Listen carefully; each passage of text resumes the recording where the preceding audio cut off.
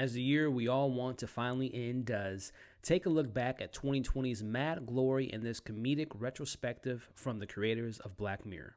Hey, what's going on, everybody, and welcome back to my channel, Movie Files. Elliot back again with a different review. This isn't a movie review per se or a TV review, but this is for the comedy special on Netflix called Death to 2020, which is brought to us by the creators of Black Mirror. It has a pretty interesting cast. Now, I'm going to let you all know what I thought about this mockumentary in this review, but before we dive into it, as you can see on the screen now, make sure you're following me on all my other social media accounts like Facebook, Instagram, and Twitter, which you can find all those links in the description below. If you are new to this channel, welcome to the community. Consider subscribing and hitting that notification bell. That way you can get the alert from when I drop new videos. It would mean a lot to me if you all can like and share this video. It really helps out the channel, but I also appreciate the support. And in the comments, let me know if you all checked this out, and if you did, let me know some of your pros, your cons. Did you have a good laugh? Did you enjoy this mockumentary special on Netflix? Let's discuss it in the comments below. So if you all aren't too familiar with this, again, Death to 2020 is a mockumentary. It's about an hour and 15 minutes. It's a comedy special. It has a really interesting cast highlighted by Samuel L. Jackson as a reporter,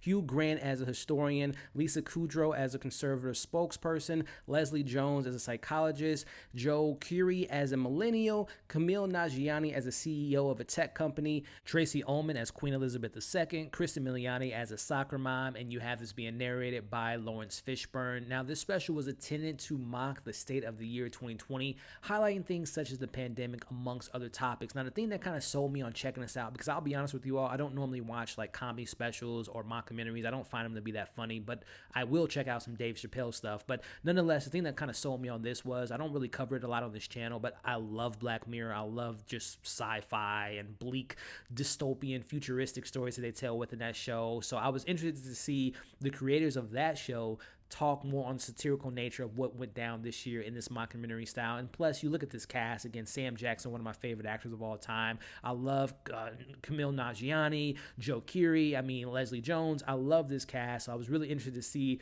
their take, even though they're playing fictional characters, reporters, Queen Elizabeth II, they're playing these real life people, and obviously they're acting to be these people, but I wanted to kind of get their take on what they thought, their opinion on this year of 2020. So kicking this thing off with my positives, I enjoyed this for what it was. Again, it's an hour and 15 minutes. I know off the bat that it's not going to be that funny for a lot of people. There were some jokes I found to be kind of flat and kind of stale and kind of repetitive in regards to, and we'll talk a little bit about later, in regards to the political landscape of this year. But some of the jokes didn't work, but a lot of the jokes did work for me. And also going back to just it being an acquired taste to a certain extent, there will be some people that probably will be offended by some of the jokes on both the left side and the right side. Some of the nature of the topics that are at hand, whether it's Black Lives Matter, whether it's the pandemic. I know it's not going to be for everyone, but for my kind of sensibilities in comedy, I found a lot of it, for the most part, to be pretty funny in its kind of black comedy approach to this crazy year, one for the history books, which was 2020. Now, some other things that kind of really stood out to me was,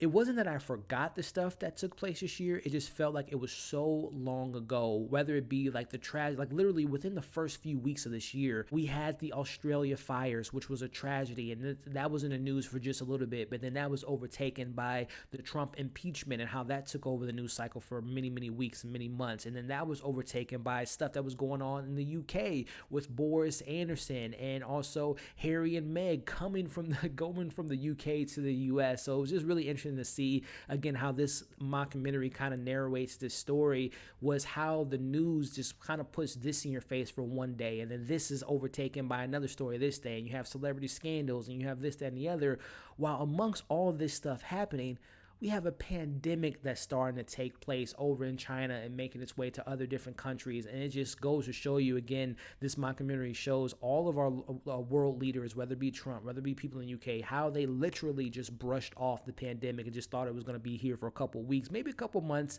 but we're still in the mix of it. So it's just really kind of crazy how that kind of went down. And this year alone, it might just be me, but again, I haven't forgotten the stuff that happened. It just felt like it was years ago. Being a cinephile myself, being a fan of the Oscars, the Oscars seemed like that was 3 years ago that Parasite won Best Picture, but that was literally in February. That was literally 10 months ago. So it's just so crazy how slow time went, at least for me, being at home, seeing all the news and all the stuff that went down. What just a crazy year. And again, I thought that the mockumentary really had a good narrative in regards to how time went by and how all this stuff went down this year. Other things that this mockumentary kind of tackles in regards to the subject matter was the political landscape of 2020. Again, whether it's the Trump impeachment, whether that's be Joe Biden versus Bernie Sanders. And I'll be honest, I felt like for me, they poked fun at both sides, both the left side and the right side. Now, there were definitely a certain side that they really went more heavy at in regards to jokes, and you could definitely tell the filmmakers and also the actors in this movie what side of the political fence, I guess you could say, that they land on, and that was fine, whatever the case may be. I don't feel like it was like forced down your throat in regards to a political agenda or propaganda per se, but, you know, in regards to the Democrats, I felt like they didn't really hold punches on Joe Biden and his relationship with his vice president, Mrs. Harris, and all the jokes of him being old and kind of his kind of lackadaisical nature to his speeches and stuff like that. And then on the reverse side, again, you can tell which side of the fence they lie on, but they really went in on Republicans and they really went in on Donald Trump.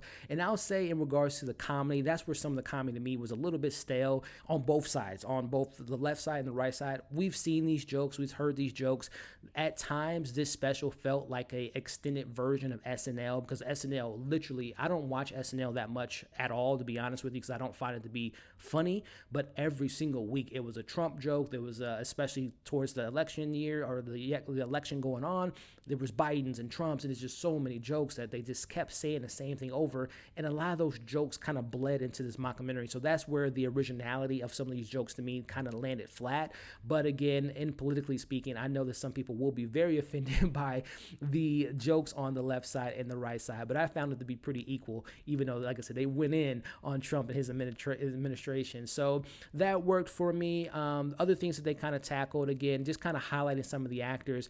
I love Sam Jackson. He's a reporter in this mockumentary. I found his jokes to be really well done. He has great comedic timing. Joe Keery from Stranger Things, I thought he was funny as the millennial who has been at home. He's a millionaire in this particular mockumentary because he's at home making YouTube videos. And we all know we were watching a lot of videos at home, and I love his bits and his comedy, him kind of being a woke millennial. You have Leslie Jones to be a psychologist. I found her to be funny, as well as another character. Hugh Grant was hilarious as the historian. He has this line, not to give too much away of the comedy bits, but he's not the most accurate historian, and a lot of the stuff that he made to be fact was not fact at all. There's this one line where he's talking about how he compares this year to Game of Thrones, how we were all fighting amongst each other, the left side versus the right side, but while all this is happening, just everyone in the world fighting each other, while all of us are fighting each other, we have the White Walkers from Game of Thrones being kind of the metaphor of the pandemic coming to take us all out. So I thought little jokes like that was funny. So Sam Jackson, I thought he was, like I said, the funniest. Hugh Grant, Leslie Jones, and Joe Keery, and also Cristin Milioti as the Karen, the soccer mom. I found all her bits to be hilarious. So the acting was really solid. The jokes really most of the jokes landed besides the recycled jokes. And also other topics that I thought I wish they would have highlighted a little bit more was like cancel culture. They touched on that a little bit, but I wish they would have really found some more creative ways to bring that into the narrative. The extremists and all the people that, felt like the guns had to, all that stuff. I wish they would have added a little bit more creative storytelling within that narrative. There was a Tom Hanks joke I thought was pretty funny. The Zoom joke in regards to all of us, potentially a lot of us working from home and how we use Zoom to communicate. So a lot of the bits worked for me, and a lot of the comedic moments really stuck the landing. And then going to a more, I guess, serious topic, this mockumentary does shine a light on the injustices that went on this year and continue to go on, have been going on for decades. But they do talk about the George Floyd and the Breonna Taylor and everything that went down. And what I really appreciated about that particular segment was it was more serious. There weren't a lot of jokes going on there.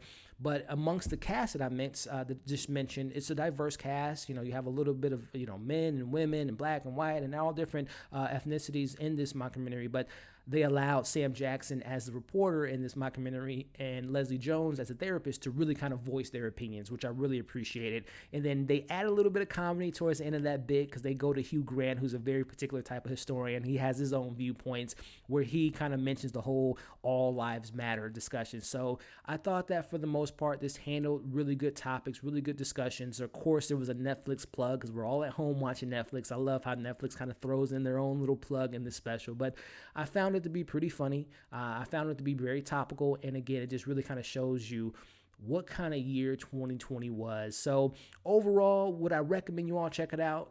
Definitely. I mean, again, it's not the funniest thing I've seen all year. It isn't the most, thought-provoking conversation topic type of mockumentary, but I enjoyed it for what it was. So if I were to score this thing, I say it's a 3 out of 5. I don't say it's a must-watch TV, but if you got an hour and 15 minutes to spare, if you're not too, I don't want to say sensitive, but if you're not too offended by, left side jokes, right side jokes, political jokes, then I think you will enjoy this for the most part. So again, Death to 2020, I'll give it a 3 out of 5. So that's just my thoughts on it. Let me know if you all checked it out and what were some of your favorite bits. What did you think about the special as a whole? And let's just discuss this year, 2020. Let me know some of your highs and lows from this year, and let's discuss it all in the comments below. So as always, make sure to like, share, leave your thoughts in the comments, subscribe to the channel if you haven't already. Keep an eye out for a lot of content I have coming you all for this week, ending up the year with top 10 movies, top 10 shows, all that fun stuff. So hope you all had a great weekend. Hope you're staying safe, and we'll see you on the next video.